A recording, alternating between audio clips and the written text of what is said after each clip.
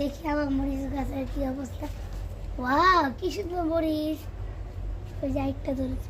বাবা, বাবা আসো। কি হইছে বাবা? এই দেখো আমার মরিচ গাছে মরিচ ধরছে। ও মাশাআল্লাহ, মরিচ গাছ কি তুমি লাগাইছো? হ্যাঁ। ও না, আমি তো মনে করছিলাম যে তোমার মাম্মিদের টব আছে, তো মাম্মি লাগাইছে না তো মা লাগাইছে, তুমি লাগাইছো গাছটা? হ্যাঁ। ও আচ্ছা, তাহলে এক কাজ করতে হবে, গাছে তো মাশাআল্লাহ অনেক সুন্দর ফুল আসছে, তাহলে কিন্তু গাছের কি করতে হবে, এই যে আগাছাগুলো আছে না, এই গাছের এই আগাছাগুলা এগুলো পরিষ্কার করে দিতে হবে, তা নাহলে তো গাছ সুন্দর হবে না। আগাছাগুলো এমনি টাইনে টাইনে এই যে ঘাসগুলো যে হয় না, এগুলো সব এগুলো এই যে পরিষ্কার করে ময়লাগুলো পরিষ্কার করে দিতে হবে, ঠিক আছে?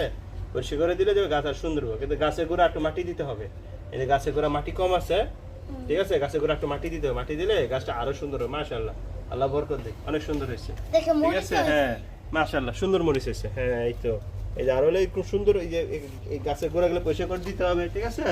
পরিষ্কার করে দিলে তাহলে মনে করো যে এই গাছগুলো সুন্দর হবে।